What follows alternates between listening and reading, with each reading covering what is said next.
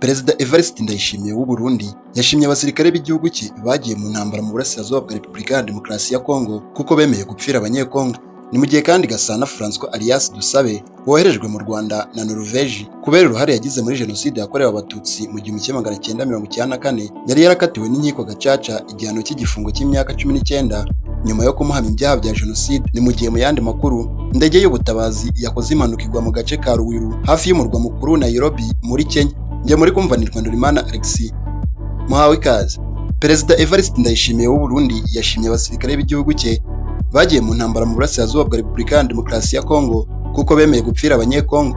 Ubwo abofisiye bo mu cyiciro cya 50 n'icya 51 bize mu ishuri rikuru rya gisirikare ISCAM i Bujumbura kuwa 6 Kanama 2025, Perezida Ndayishimiye yagaragaje ko abo basirikare b'Abarundi aho bageze ibibazo bihita bikemuka. Atanga urugero nko muri Repubulika ya Demokarasi ya Kongo aho yagize ati ubu dufite ibimenyetso aho hari abantu bakubwira bati ahatari ingabo z'u Burundi nta wundi wahashobora. Mu gihugu cya Centrafrica bazi ingabo z'u Burundi, mu gihugu cya Kongo bazi ingabo z'u Burundi, aho umurundi aciye ubu baramubona ko ari umuntu w'umugabo atitangira gusa igihugu cye ahubwo yitangira n'ibindi bihugu kugira ngo bibone amahoro. Ndayishimiye yasabye abasirikare be kudatinya, abasubiriramo imvugo yamamaye y'urugamba igira iti intambara ni moteri y'urupfu, aho gupfa mbere ari ugufatwa n'isasu ryica. Ingabo z'u Burundi zikorera mu burasirazuba bwa Repubulika ya Demokarasi ya Kongo kuva mu 2022 hashingiye ku masezerano y'ubufatanye mu by'umutekano ibihugu byombi byagiranye.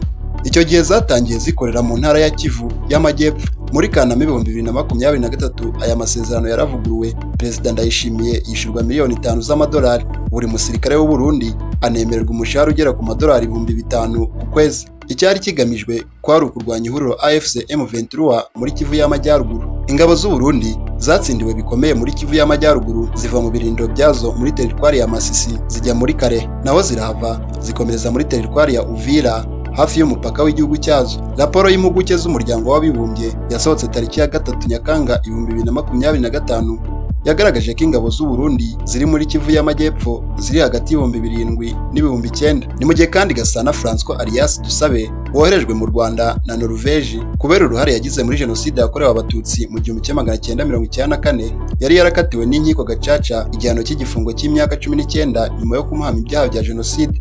Uyu mugabo yavutse mu 1972 avukira mu kagari ka Gitabage, umurenge wa Ndaro, mu karere ka Ngororero, mu yahoze ari komini Kivumu, ari naho ibyaha yabikoreye. Mu gihe cya Jenoside yakorewe Abatutsi yari mu karere ka Ngororero, akaba yari n'umunyeshuri mu ishuri ryisumbuye rya Save. Gasana yafatiwe mu mujyi wa Oslo mu Kwakira 2022 nyuma y'iperereza ishami rya polisi ya Norvège rishinzwe ubugenzacyaha Kripos ryari rimaze igihe kinini rimukoraho. Yoherejwe mu Rwanda kuri uyu wa 8 Kanama 2025. Ni mu gihe kandi muri Kenya indege y'ubutabazi yakoze impanuka igahitana abantu 6.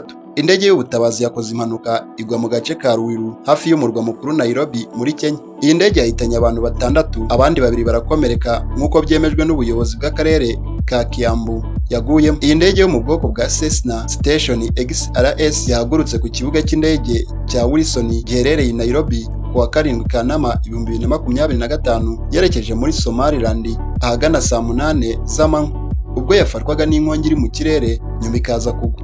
Komiseri w'akarere ka Kiambu iyi ndege yaguyemo Henry Wafula yashimangiye ayo makuru agira ati iyo ndege yari itwaye abantu 4 barimo n'umupilote, bose bahise bapfa. Yaguye kandi ku nzu y'umuturage aho yahitanye abandi bantu 2 mu gihe 2 bari hasi bakomeretse bikomeye.